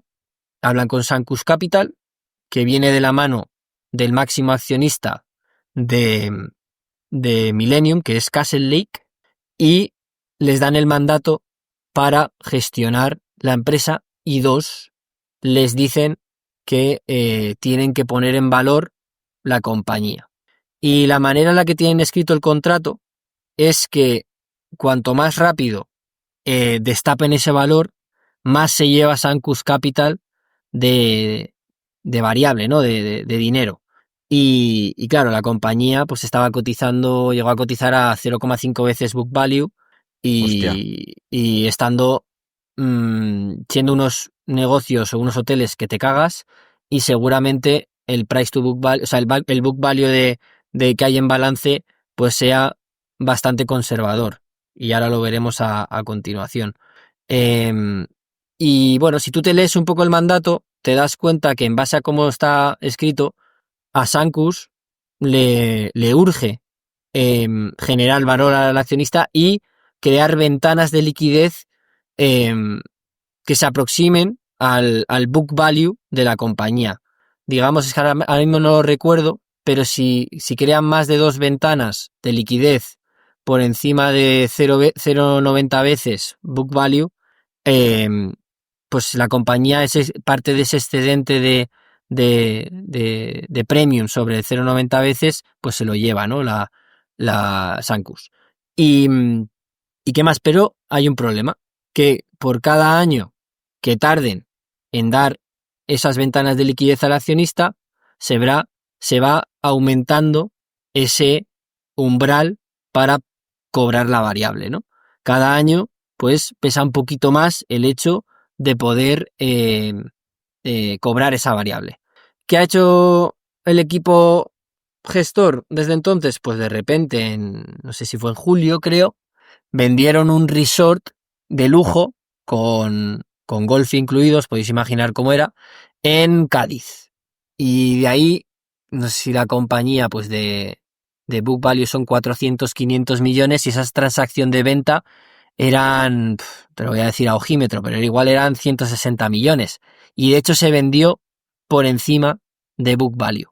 Era una compañía que estaba cotizando a 2,4 euros, creo que llegó hasta 2,2 y esos 160 millones que iba a vender la compañía en Cádiz suponían 1,44, 1,46 euros la acción. ¿Qué hizo el equipo gestor? Pues ya devolver dinero al accionista. Esa venta se dio en dividendo. Entonces, Hostia. 1,4, no sé si cómo fue 1,4, 1,46, no recuerdo exactamente el dividendo que dieron extraordinario, pues se dio de vuelta al accionista y supuso pues un dividend yield de más del 50%, ¿no? Y bueno, pues ahí la acción empezó a subir, nosotros tampoco conseguimos iniciar posición pues cuando estaba tan barata porque justo la estábamos mirando todos los incentivos de Sancus para destapar el valor y de repente pues es que me acuerdo que fue un viernes, tío, estaba en casa, me acuerdo que estaba con mi novia y de repente me llega un email de Millennium, hecho relevante. Y dije yo, no lo quiero abrir, tío. Encima que ahora estoy justo viendo la compañía y justo ese viernes decían que habían vendido el complejo de golf y de residencial en Cádiz, que no era, pues básicamente no estaba en el core business de lo que ellos quieren, que básicamente es hoteles. Sí. Y bueno, pues aún así, pues seguí analizándolo al fin de y luego intenté comprar todo lo que pude, siguió subiendo y bueno, pues nos dieron un 50% de lo invertido más en dividendo, ya pues tenemos una posición más residual, creo que es 0,70% del fondo, que tampoco es algo que te mueva la aguja, pero bueno, me ha parecido interesante y la seguimos teniendo en cartera. Ahora se ha despeñado un poco porque hay unos accionistas que están enfrentados con Sancus, que eso también otra historia. La verdad es que esta historia es de prensa rosa. Yo fui a la junta en junio, julio, para donde se iba a aprobar el dividendo y donde yo quería hablar con Sancus Capital directamente, y de hecho pude hablar, pero brevemente. Y resulta que había una parte del accionariado que representa a un abogado, que no sé, lo podéis buscar por ahí en algún periódico donde ha salido, donde pues ha denunciado judicialmente a Sancus porque dice que claro, ellos cuando invirtieron en esta empresa era para hacer crecer el negocio hotelero de lujo en España y que ahora estamos con que es un equipo gestor que lo único que está haciendo es trocear la empresa, venderla, devolverla a todo el mundo en base a dividendo y que, claro, ellos llevan una palmada encima de más del 50% y que no les parece justo, no les parece bien, y yo sinceramente no sé con qué objetivo están haciendo todas estas denuncias, están impugnando todas las juntas de la empresa y ahora mismo pues creo que denunciaron esta última venta de Cádiz y ahora mismo pues están en juicio, entonces han paralizado de hecho la venta pese a habernos dado el dividendo, que yo creo que no va a llegar a ningún lado, pero pues bueno, hay ahora mismo bastante ruido en torno a lo que está pasando en la empresa y al accionariado. Yo creo que no tiene sentido ninguno. Ahora mismo, Sancus lo que está haciendo es devolver el dinero al accionista y encima por encima de book value, no sé qué más quieres. Te está dando un 50% de dividend yield y está en lo que puede troceando la empresa y en lo que no, pues veremos a ver qué hace, porque igual luego quiere entrar, porque una opción que puede ocurrir en esto y ellos están motivados también a ello, Sancus Capital, es que igual quiere hacer una ampliación de capital y quedarse con Millennium. Eso no es algo descartable, pero bueno, puede ocurrir, ¿no? Entonces, no entiendo muy bien esto de ponerle piedras a las ruedas de del equipo gestor, cuando yo creo que lo está haciendo bastante bien, y veremos cómo acaba, pero yo la verdad que soy bastante positivo con el equipo gestor actual y creemos que tenemos un catalizador pues bastante importante del valor, ya sea por la venta de activos como han hecho este año o con la adquisición de nuevos hoteles. Hay que decir que prácticamente el loan to value de Millennium está en el 20-25%, si mal no recuerdo, y eso supone una oportunidad, porque yo creo que su objetivo es estar mínimo en el 50-60%, y eso hará que su free cash flow, su NOPAT y su beneficio pues pueda aumentar, cogiendo un poquito más de deuda y adquiriendo algún hotel, que yo creo que estaban mirando también alguna adquisición de algún hotel fuera de España, ¿no? En Portugal y no sé si en algún otro país. Muy interesante la tesis, con todo, o sea, con su salseo y todo. Muy bien. A Sí, o veces sea, hace nosotros falta al un poco de final, salseillo. yo creo que ya me conoces, Paco, no me gustan las situaciones especiales, porque yo creo que necesitan un monitoreo especial y un especial cariño a lo que está pasando siempre en el corto plazo, más que analizar un negocio a largo plazo donde, pues bueno, el ruido entre trimestres te da un poco igual porque sabes más o menos hacia dónde va la empresa y tal. Sin embargo, cuando hay este salseo, pues necesitas una monitorización bastante más seguida, ¿no? De la historia. Y no es algo a mí que especialmente me seduzca, porque al final yo estoy solo en el fondo, tengo 30-35 compañías, y el hecho de tener 30-35 compañías en situaciones especiales donde cada día te puede cambiar la moneda hacia un lado y otro, pues no me dejaría vivir, ¿no? Entonces necesito que la mayoría de empresas pues sean empresas aburridas, tipo Grupo Guillín, tipo Toya, y luego pues meter una parte del portfolio en algo más así divertido, ¿no? Algo más salseo, situación especial. Bueno, pero para los que lo miramos desde fuera nos gusta. Tú lo sufres, pero nosotros lo Ay, disfrutamos. obviamente. Además es inevitable, o sea, cosas de real estate y que acaba viendo follones. Qué divertido. Y ya para terminar todo este bloque, ¿quieres comentar algún error? Ya, como siempre decimos, no tiene por qué ser una empresa, puede ser un error más conceptual, el típico No, que siempre todo el yo. mundo dice de invertir con deuda. Nah, yo me mojo lo que quieras. Yo creo que errores siempre hay. Creo de las 30-35 ideas que siempre hay en un fondo, mínimo tienes que ser consciente que 6 no van a ir bien.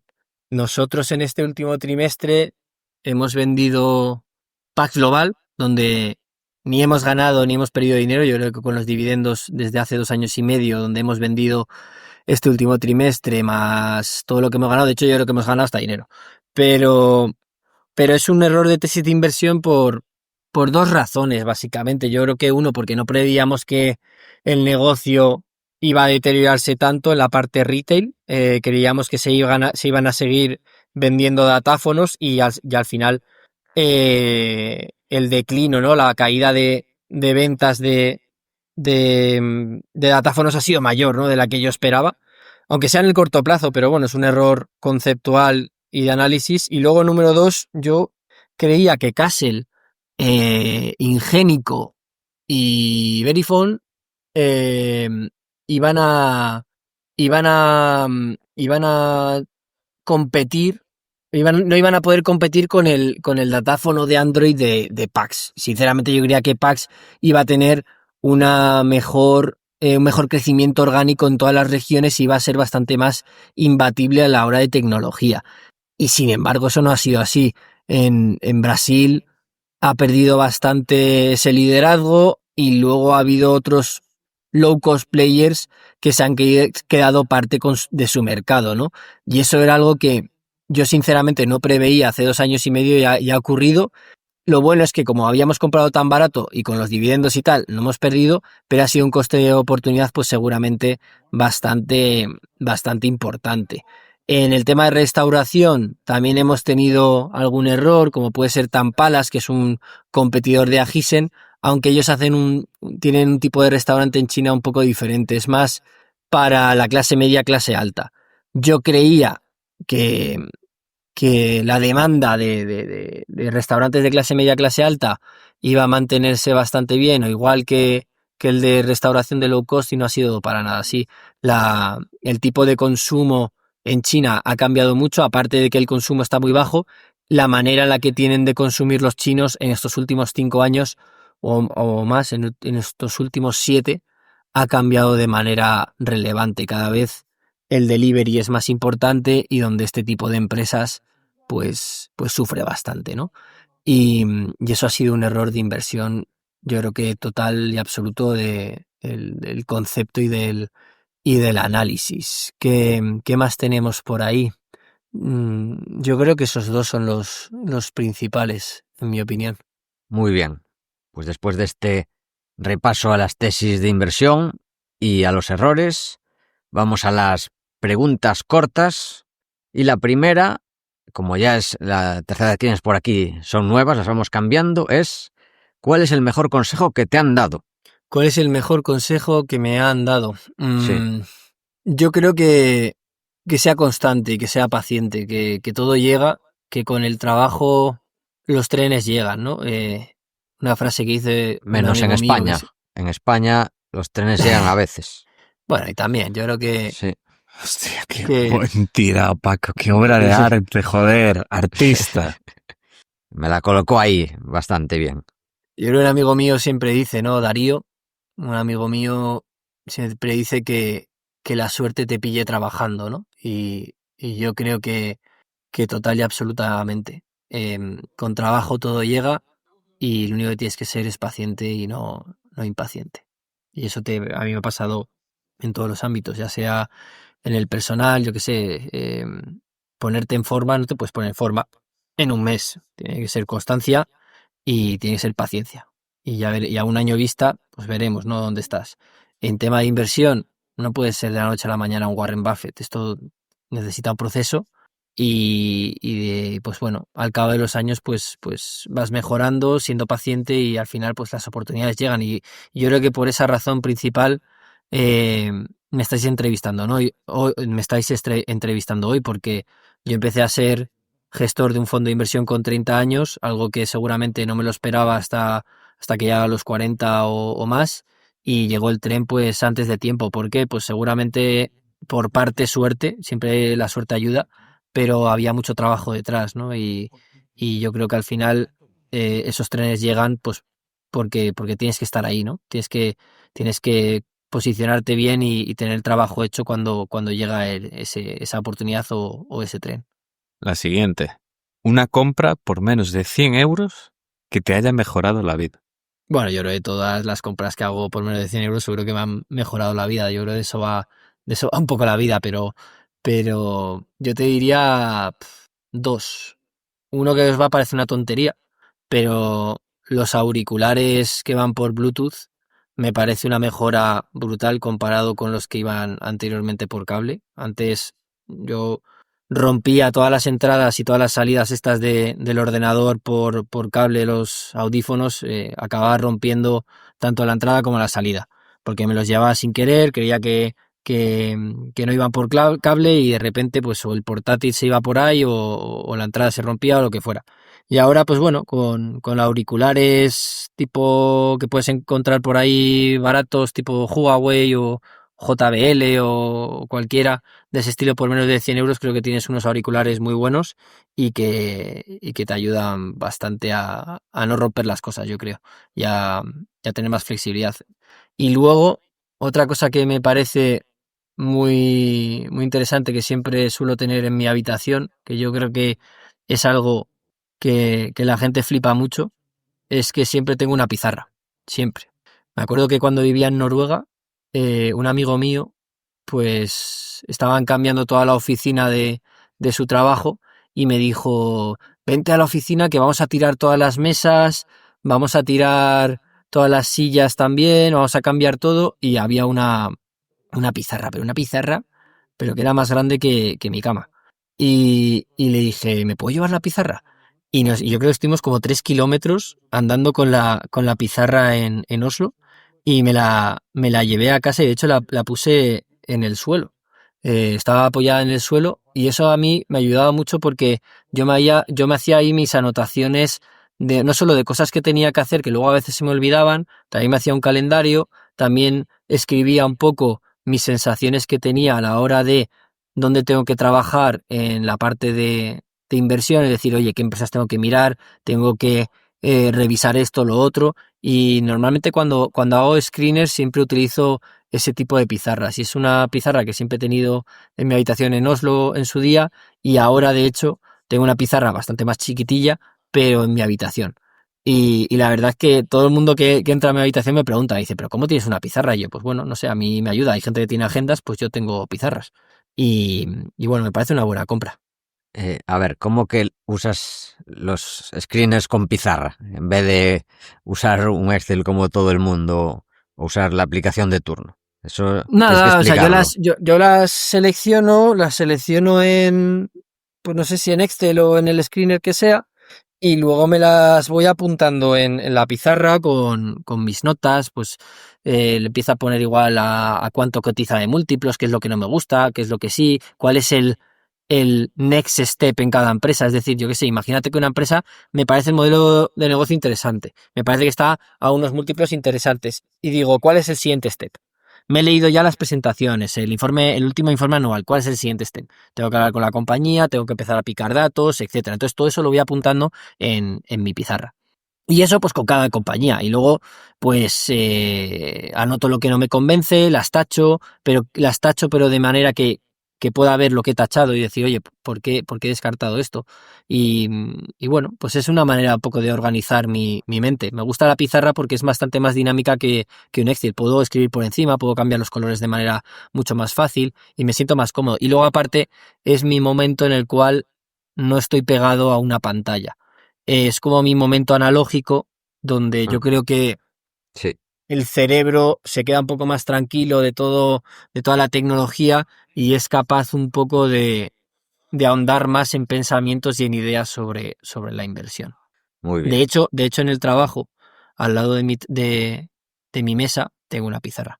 Y no, o sea, es por casualidad, ¿eh? Porque estaba ahí antes que yo llegara. Pero es algo que utilizo de manera bastante activa cuando me pongo a hacer screeners y me pongo a mirar nuevas compañías. muy bien. La siguiente, ¿a qué persona actual o histórica te gustaría tener como mentor? Esa es buena, ¿eh? Te diría, mira, una persona que yo creo que es bastante referente ahora mismo en el mundo de la inversión y a lo que me dedico sería Santiago Eguidazu, que no sé si le conocéis, pero básicamente es uno de los fundadores de Alantra. ¿Y por qué Sí, digo eso? Pues porque a mí me parece que ha tenido una trayectoria bastante notoria, donde ha conseguido desarrollar bueno, sí, hacer crecer una empresa financiera, que es a lo que yo me dedico, en diferentes patas, ¿no? Ya sea la de private equity, ya sea la de asesoramiento, ya sea la de equities, NPLs, bueno, de todo, ¿no? Es Alantra, dentro de que sea una compañía pequeña y, por cierto, donde tenemos posición bastante significativa, pues es un tío que ha creado un monstruo financiero. Bueno, no es un monstruo financiero, pero es algo que a mí, joder, sería mi objetivo en la vida, ¿no? Crear una Alantra algún día y poder estar a cargo de muchas personas y poder, igual, mi filosofía o mi manera de ver los negocios y de ver la inversión, pues hacer la realidad en una empresa financiera, ¿no? Y ese, pues, yo creo que sería un poco el referente y sería un tutor estupendo, ¿no? Para escucharle, decir, oye, ¿cuál es el siguiente paso? ¿Qué tenemos que hacer para mejorar el proyecto? Ya sea, pues, por ejemplo, el fondo de actitudes small caps, ¿cuál es el siguiente paso para ir un paso más allá, ¿no? Aparte de la rentabilidad y de trabajar duro dentro del fondo, ¿cómo podemos hacer para que el fondo cada vez tenga más recursos y vaya mejorando? Pues un poco eso sería yo creo que lo que me podría aportar. Así que nada, si tenéis su teléfono, podéis compartir el mío con él y a ver si me tutoriza. muy bien. Más viable, puedes, o sea, no, no es imposible, por lo menos. ¿En qué ciudad te gustaría vivir un tiempo? Buah, eso lo tengo clarísimo, pero muy claro, muy claro, muy claro, muy claro. Bangkok, 100%. Estuve este año con mi novia, estuve hace 2 años también, y fíjate, ¿no? En 3 años es un país que he repetido 2 veces. Me encanta Tailandia, la gente, la cultura, el Muay Thai. Son tantas cosas que me gustan del país y siempre que he ido a Bangkok me he quedado con dos cosas, ¿no?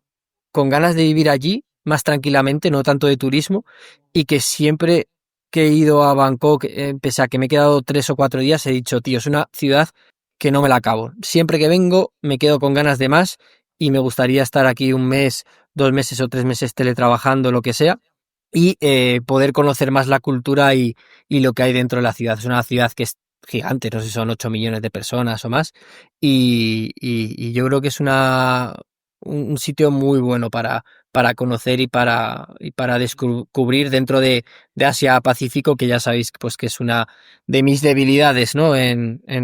Tanto en el fondo de inversión como en la cultura. ¿En qué te gustaría mejorar?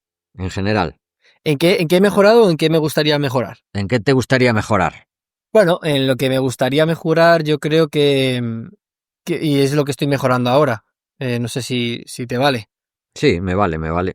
Bueno, estoy dándole muchísima caña a la inteligencia artificial aplicada al value investing. Em, Estoy intentando crear mis propios modelos, estoy entrenando modelos, estoy viendo los errores, estoy intentando saber programar, conectar APIs, conectar bases de datos, y un poco intentar automatizar procesos internos míos. Para eso tengo contratada una persona con la que trabaja conmigo a tiempo parcial, que empezó, de hecho, ayudándome en la parte de comunicación, en la parte de redes sociales, y se ha convertido en un poco en meses, eh, en un Luka Modric, ¿no? Me está ayudando también con la parte de inteligencia artificial, donde empezamos utilizándola para el tema de redes sociales y hemos acabado pues utilizándola eh, para, para el value investing. Estamos todavía iniciando muchos modelos. De hecho, una de las cosas que tengo para este próximo año pendiente es empezar a ser un pelín más activo en YouTube, hacer algún directo de vez en cuando, siempre y cuando pues mi agenda me lo permita, y empezar pues a subir vídeos de inteligencia artificial aplicada al value investing y demostrar un poco dónde sí es buena ahora mismo, y te puede ayudar como herramienta, pero donde a veces la lía, por así decirlo, y tiene muchos fallos. Creo que tiene muchas limitaciones, pero sinceramente es que esto no para de evolucionar en el corto plazo. Yo recuerdo hace un año que esto fallaba más que una escopeta de feria, y Sí, actualmente sí. pues es una herramienta más que buena para muchos procesos que yo hago internamente, sobre todo para el resumen de documentos y un poco para los transcripts de alguna reunión, etcétera. Y, y básicamente eso, estoy con eso y le quiero dar caña, y luego pues de vez en cuando hacer algún tutorial en el canal de YouTube que esté relacionado con este ámbito, algo que yo creo que ni en España ni en inglés nadie ha hecho. De hecho lo busqué el otro día y dije yo, joder, a ver si hay alguien que ya ha hecho algo de modelos para value investing eh, en YouTube en inglés, y resulta que no hay nadie, así que estoy Joder, bastante motivado con ello, y ya os iré contando. muy bien, pues muy buena oportunidad. No, a ver, yo llevo tiempo metido en el tema de la IA y la verdad, cómo ha ido mejorando los últimos 2 años ha sido una locura. O sea, de no valer para nada, básicamente, a yo utilizarla muchísimo todos los días. Ujú. O sea, un cambio Totalmente. radical. Eh, Adrián, la Sí. siguiente. ¿Alguna manía? Es que manías, no sé si está igual os vale. Yo siempre me ducho con agua caliente o muy caliente, ya sea verano. En verano puede hacer 50 grados, que Rodrigo se ducha con agua caliente o muy caliente. Es algo que es una manía. No me gusta nada el agua fría y no me gusta ducharme con agua fría, y suelo ponerme siempre las duchas al máximo. Y hay muchas veces en mi casa, por ejemplo, de mis padres, lo paso bastante mal. Siempre le digo a mi madre que suba la temperatura máxima del agua, porque a mí me gusta realmente sentir el calor. Y bueno, pues esa es, supongo que una manía, ¿no? Sí, podría decirse que sí. La penúltima, ¿qué consejo darías a tu yo de 15 años?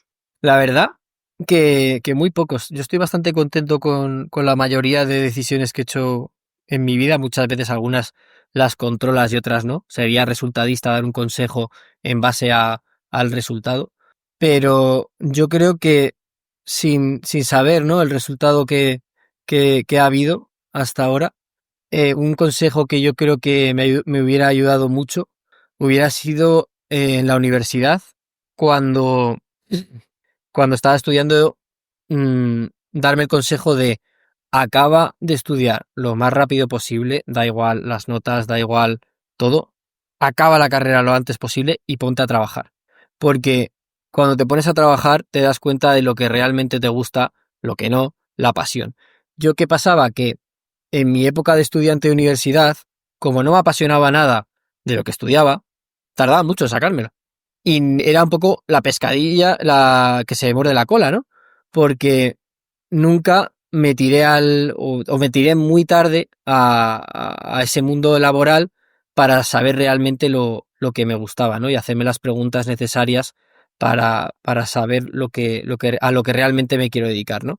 Y eso yo creo que tardé mucho tiempo en averiguarlo, y es uno, pues igual de los problemas en mi carrera laboral, que podía haber sido mejor de la que ha sido, que no estoy diciendo que haya sido mala, pero yo creo que me hubiera ayudado a haber entrado en el mundo laboral 3 o 4 años antes de lo que hice, ¿no?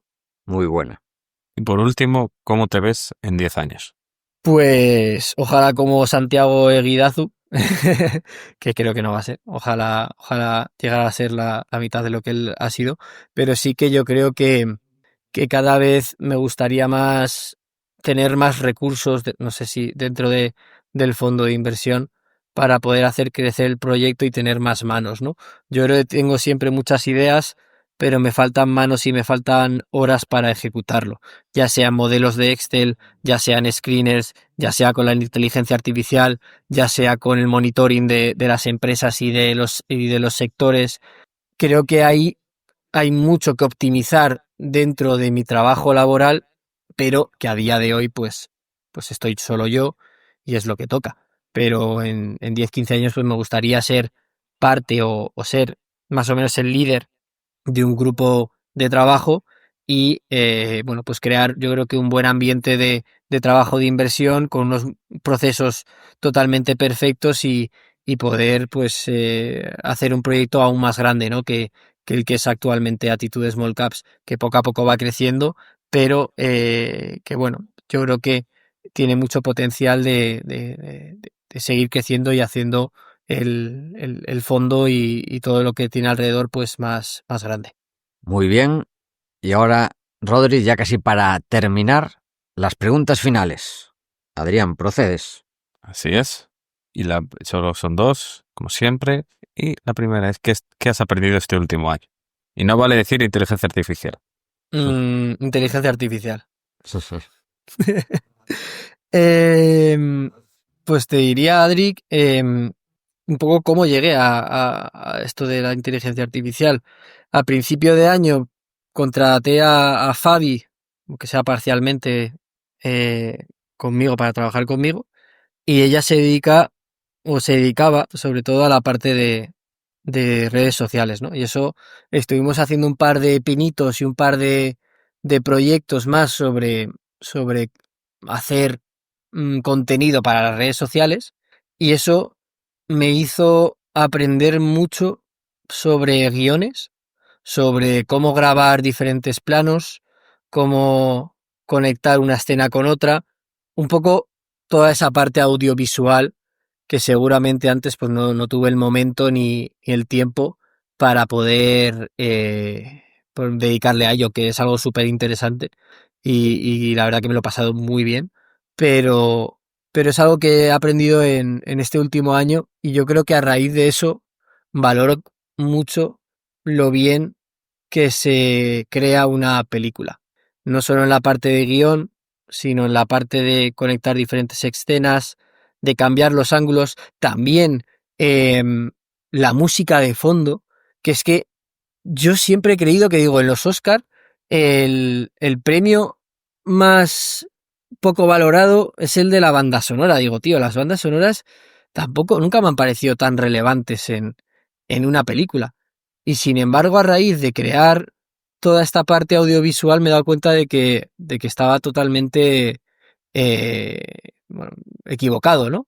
Las bandas sonoras y el sonido de fondo y la música es muy importante para poner en contexto lo que es una una escena u otra, ¿no? Un sentimiento que te pueda excitar bueno, un poco dar un tipo de sentimiento u otro dependiendo de cómo hagas las cosas y cómo diseñes todas las piezas del puzzle en un elemento audiovisual, ¿no? Y eso es lo que he aprendido y la verdad que muy interesante, mucho que aprender, ojalá fuera un máquina de esto, pero la verdad que hay mucho mundo detrás.